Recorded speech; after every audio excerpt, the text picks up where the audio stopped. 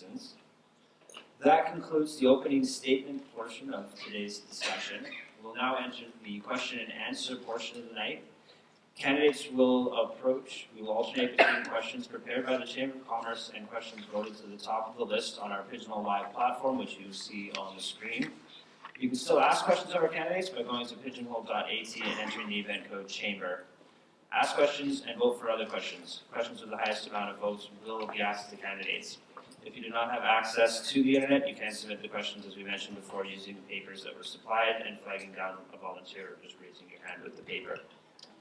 Our first four candidates speaking will be Gail Alty, Rob Bottas, Carol Cahoon, and Chuck Dennison from Coquitlam. Would you make your way up to the front, please?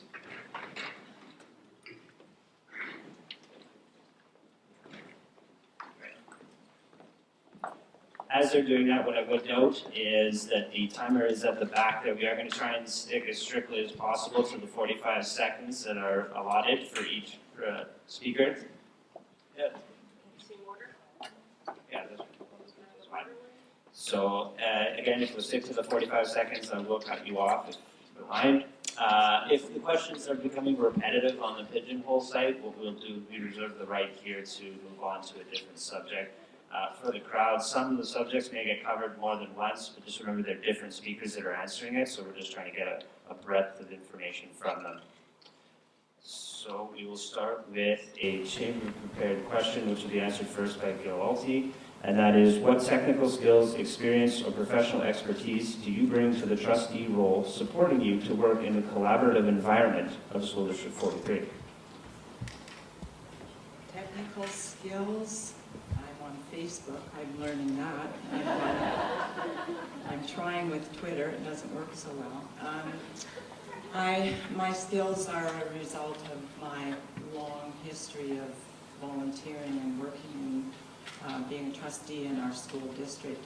I'm aware of our technology department and the way we're going, which is very innovative.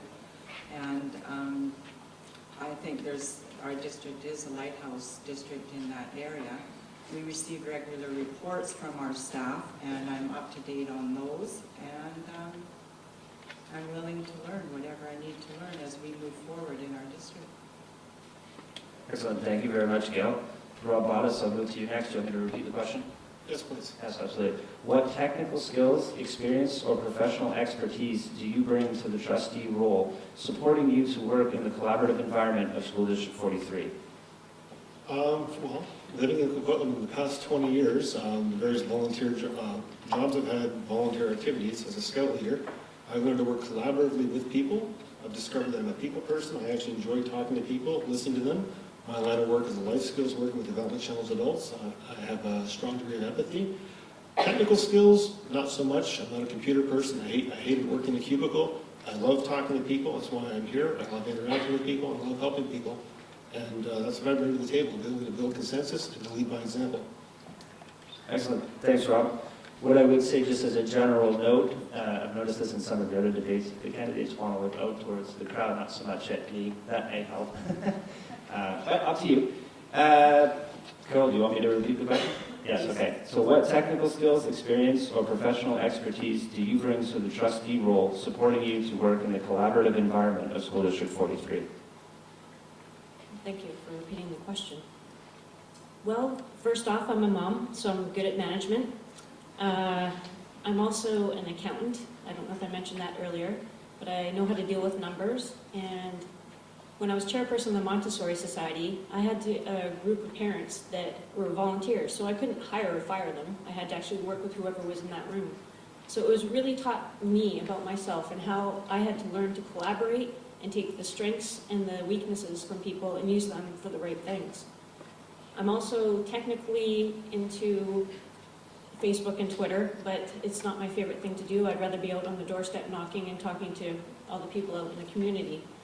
So I like to engage and make sure that people are all on the same page. Thank you, Carol. Thank you. And Chuck, would you like me to repeat the question? No, I think we covered it enough. How am I doing? Well, I've mentioned that I've taught, that I've done project management, and that I'm a business owner. So there are definitely some skills that are pertinent there. But also, I've been a member of Toastmasters now for 29 years, believe it or not. I started when I was pretty small.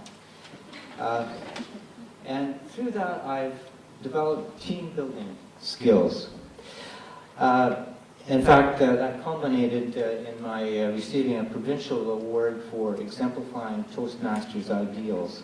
It's an award I'm very proud of. My skills in team building and joint advocacy should be very valuable on the board. Excellent. Thank you very much, Chuck. We will now move back over to Gail, and we will switch gears and go to one of the public questions, which for those in the crowd, you'll see up on the screen behind the candidates. So Gail, if elected to office, will you seek to adopt LGBTQ policy or regulation like the sexual orientation and gender identities policies adopted by Vancouver and Burnaby school boards? I was part of the board who initially adopted our policy 18, which is violence, intimidation, and anti-harassment policy, which was put together with a lot of input from our education partners and the community as a whole. It was done way back in, I think it was 96, but it covers a lot of issues of intimidation and harassment generally, but it could be time for us to take a look at that, or the board that's elected to revisit that policy. We do that occasionally. We involve all our partners in revisiting policies as well, so it could be timely to look at that and make a new decision as a new board. Thank you, Gail. Rob. As someone who has Tourette's syndrome who was bullied mercilessly in school back in the 80s, I only wish we had policies for anti-bullying and tolerance in our system when I went to school. I'm in favor of any policy that promotes tolerance for children, but more importantly, why aren't you? I think there's a hidden agenda with this question. I know there's stuff going on in Burnaby along these lines, and I think it's disgusting. In this day and age, when children are killing themselves because they don't feel valued and they feel left out and they feel bullied, any policy that saves a child's life and makes them feel valued and a good student, I'm in favor of. Thank you, Rob.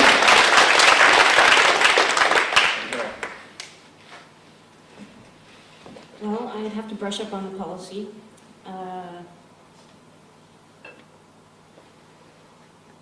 I would want to discuss it with the board and see where the policy, like Gail had mentioned, was left off, and move forward with updating it to the current time and what's happening in the world today. I was also bullied as a child. I was burned, and people would call me funny names like Scarface and stuff like that, so I can relate to being bullied. I don't believe that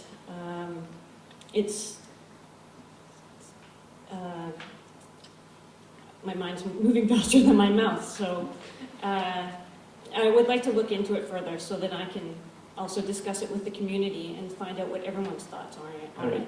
Thank you, Carol. And Chuck. Well, this is a topic that has been bounced around. I know it's been on the agenda at BCC PAC over the last couple of years, and it's controversial in Vancouver as well. On a broader scale, it's about accepting people's differences, and I think in general we do a fairly decent job of that in our school district, but we need to address the gay and lesbian aspect of that more directly, and the resources, make the resources available in the counseling offices and the youth workers, and make sure that they know how to use those resources effectively. Thank you very much, Chuck. Now we will cycle back to Gail again for the second of our pigeonhole questions, and that is, bring it up on screen here. So it's, do you have children who are currently enrolled in School District 43? I have over 30,000 children. Each and every one of them. My own You can children. talk into the mic, Gail. My own children, I have one here tonight supporting me, are living in the area, as I said in my opening remarks. I have a grandchild and one more on the way, and they will be going to our schools. I have spent approximately 10 years volunteering in our schools in various capacities. Some things change, but there's one thing that isn't, and that's caring for kids. And that's what I continue to do and would continue to do if I'm re-elected. Thank you. Excellent. Thank you, Gail. And Rob? I personally have no children myself. Not everyone is fortunate to have children. My future stepson, though, and my future wife live in Vancouver, but they don't presently live in Coquitlam. However, I've been a scout leader in the community for over 20 years, and I consider all the youth that I worked with my children. I've had many wonderful experiences, and when I run into them on the streets, they're like, Scott and Rob, thank you for what you did for me. Thank you for being there. I don't believe you have to have children in the system to care about education and care about children. You have to have a passion for education and lifelong learning. Having children is irrelevant. Thank you, Rob. And Carol? Hi, yes, I do have children currently in the system. As I mentioned earlier, my daughter's in grade 9, and she's in late French immersion at Charles Best, and my son's in grade 7, and also late French immersion in Banting. They've done the Montessori program from kindergarten to grade 5 when I was elected chairperson. So I had experience going throughout the system in all the different schools that had the Montessori program in it, and I was able to talk to a lot of those children in the classrooms and the parents, and making sure that they all knew that I was going to be there to support them and make sure that everything ran smoothly in their classrooms regarding the equipment. I also believe that they should all be the same, treated the same, no matter whereabouts they are in the system, and I want to... Thank you, Carol. Thank you. Chuck?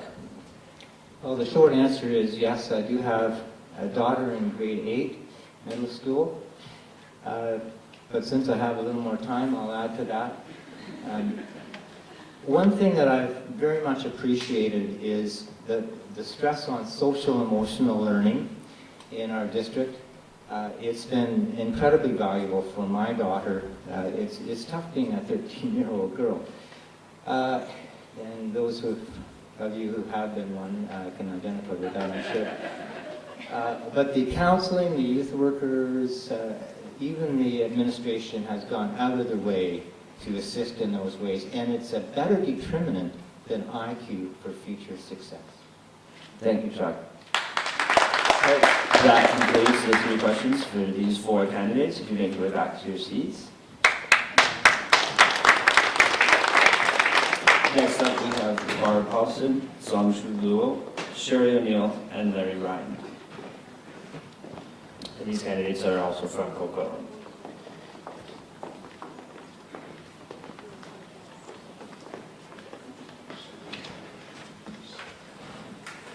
So again, I'll just remind you to please speak into the mic if you need to take a moment to adjust it, and if you'd watch the time up there, and my personal suggestion to scan the crowd and not just look over at the moderator.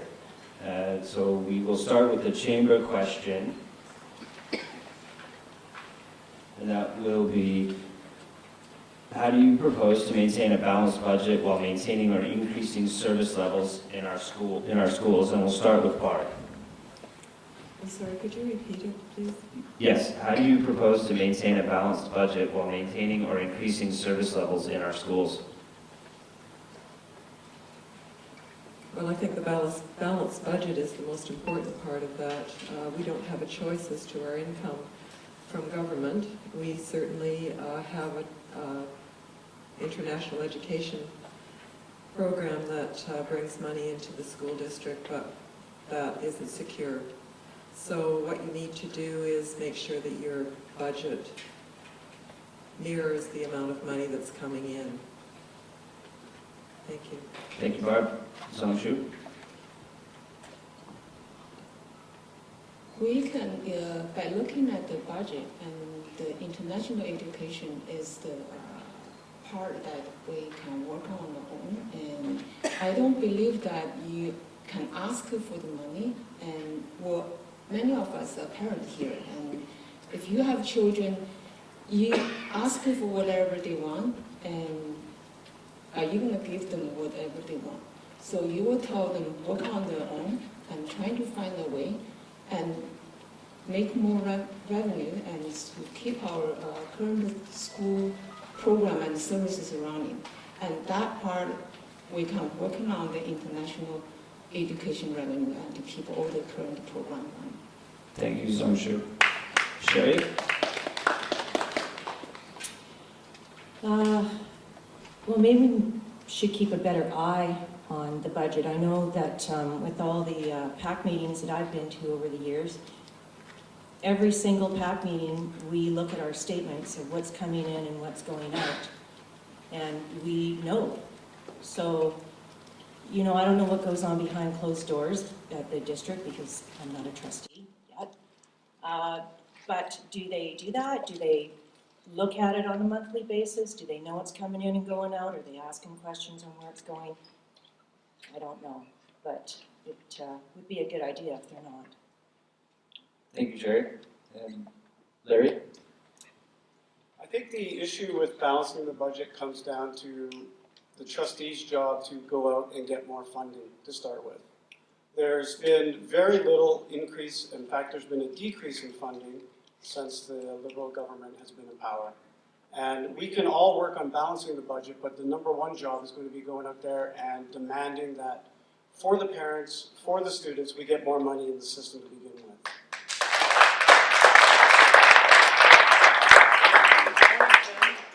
In 2010, the base per student allotment was $6,740. It's gone up $160 since then. So they're not putting any new money in there. We need to make sure that they get that money in the budget. Thank you, Larry.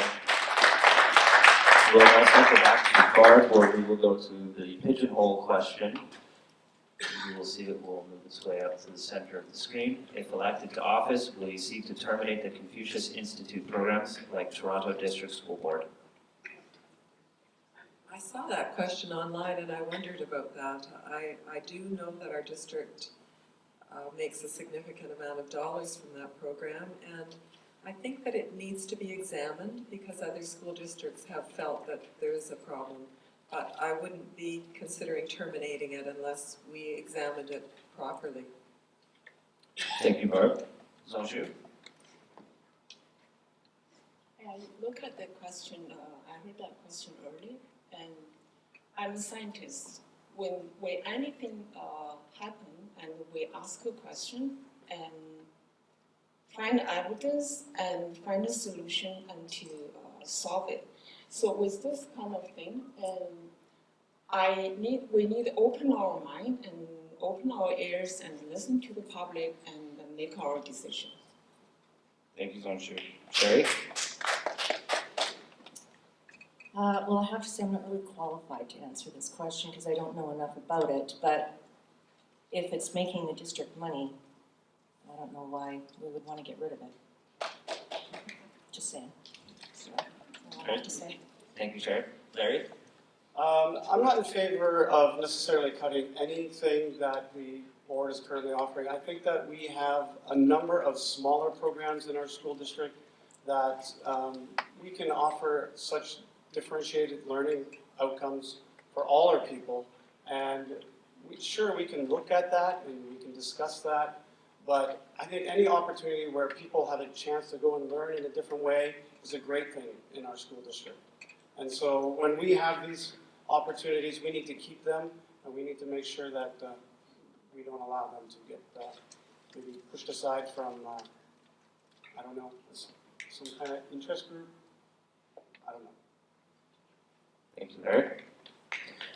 Once again, we'll cycle back to Barb, where we'll move to our next publicly submitted question. And that is, do you currently live in the city or village you are running to represent? That's a pretty easy question. Yes, I've lived here since 1979 in Coquitlam. Yeah, yes. Sonshu? I live in Coquitlam. I live in Coquitlam since 1998. And Barry? I do live in Coquitlam. I've been here for 16 years now. Me and my wife, we chose to move here to raise our son, who's currently in grade 10 in the school.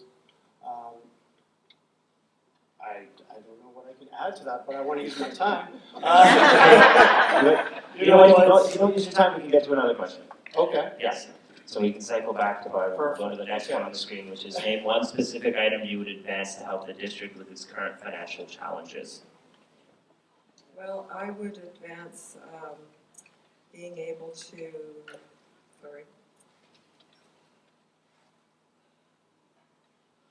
I would like to have the district have an audit and finance committee again. I think that that's an essential part of the governance model that should be in place in the district.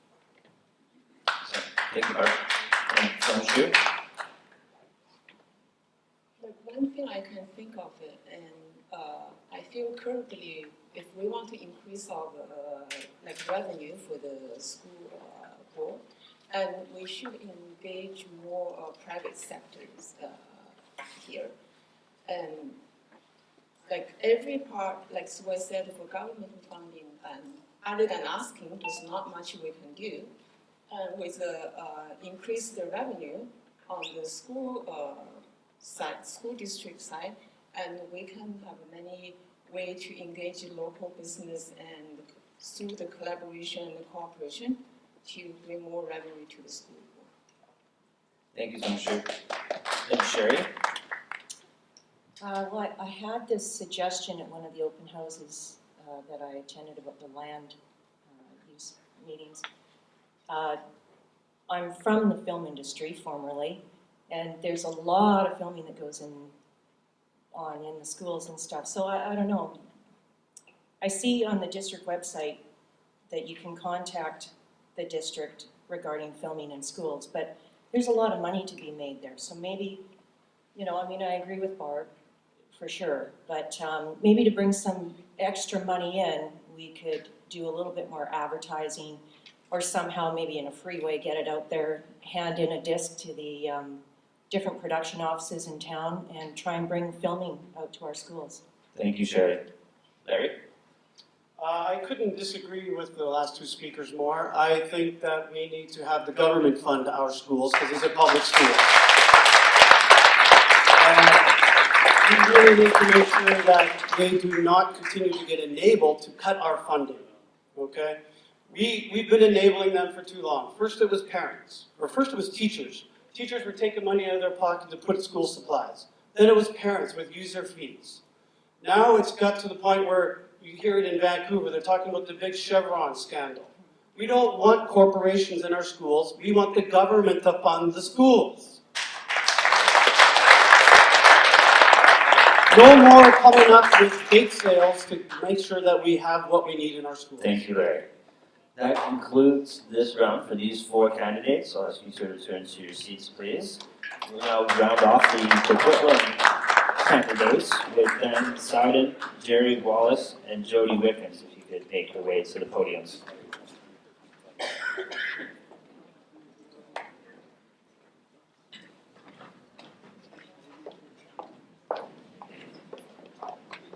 And I do want to thank all the candidates thus far for sticking to their time and encourage the rest of you to do so.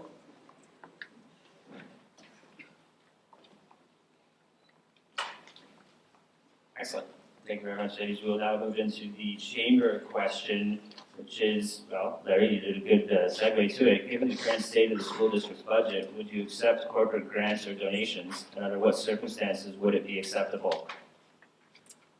It would depend on what strings are attached. Chevron is a corporate sponsor that we are engaging with in School District 43, and as long as they are not using brand names and using children to sell their products, I have no problem with us using some of their money. They're part of the community, and public education is community. That doesn't mean that we do not have to lobby to the government to change the funding formulas that are happening right now in this province to make sure that the government is responsible for public education. Extras can come from other corporations. Thank you, Diane. Jerry? Yes, we already have quite a few different organizations, both from the community standpoint and from corporations. They run after school programs in our schools, before school programs. They offer opportunities to come into the schools, help and aid. And I think if we can use our community to enhance the education system, I don't have a problem with that. I don't want to see outside corporations coming in and being paid, and I certainly don't want to see their name being used as advertisement. I think it's important to look to the kids and see what do they have to offer that can already enhance what we do, and also to offer more opportunities for students for learning and outside activities. Thank you, Jerry. Jody, Can you repeat the question one more time, please? given the current state of the school district's budget, would you accept corporate grants or donations? Under what circumstances would it be acceptable? I believe that I grew up in Canada, and I believe that public education should be publicly funded. And I think where Chevron, the Fuel Your Schools campaign is concerned, is it's a PR campaign, and I don't think that it has a place in our classrooms and with our students.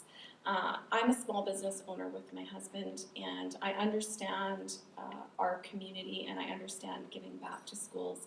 And I think that we need to safeguard our children as much as possible.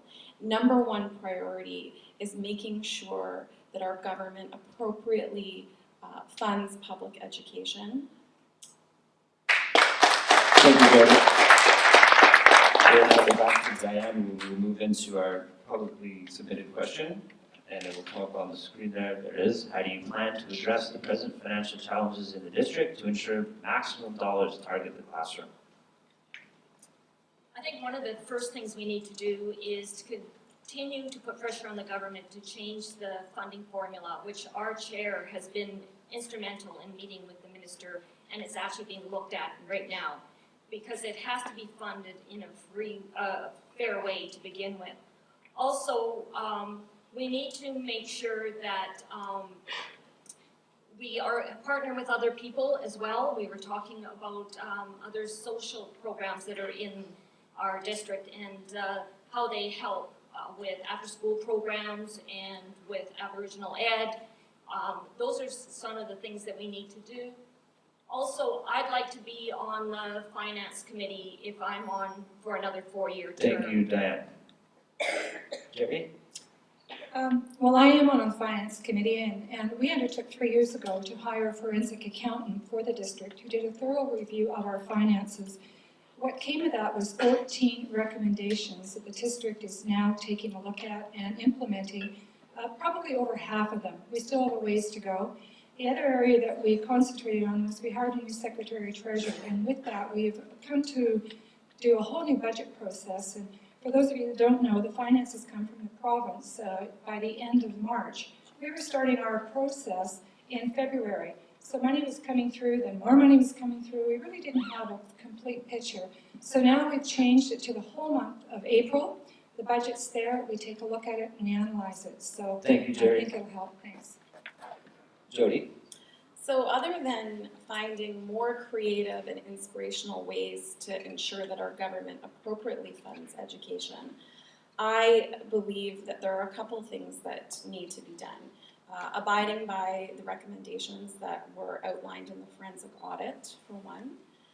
Number two, the Auditor General in BC put out an audit on school board governance, and I think our district really needs to look at that audit and ensure that we are following those things.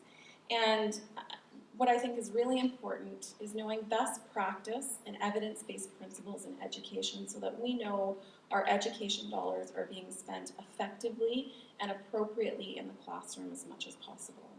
Thank you, Jody. We'll now go back to Diane, and we'll see the question will pop up on the screen. It is, I'll read it anyway. Are you in any way supported, endorsed, or financially aided by any union, political party, or corporate entity, or are you an independent candidate? I'm a totally independent candidate. Thank you, Diane. Jerry? I'm an independent candidate, and I guess my belief is I don't think there should be politics in the classroom. I really support putting kids first and seeing how we can best meet their needs and looking after the support workers, the teachers, and our whole body of the community that educates kids. Thank you. Thank you, Jerry. Jody? I am endorsed by the QP Union, and when that endorsement was offered to me, I asked if there were strings attached, and there weren't. I am not a wealthy candidate and so that I cannot fund a campaign on my own. And the goal for me is to impact the students and families, teachers, support staff in our district. In order to accomplish that, I need to run a successful campaign. In order to run a successful campaign, you need money. I will take money from anyone if it doesn't have strings attached to it. So if anybody would like to donate to my campaign tonight, I'm glad to take it on. Thank you very much. Okay, thank you, Jody. That concludes the questions for these three candidates. I'm asking to return to your seats. That also concludes the candidates from Coquitlam.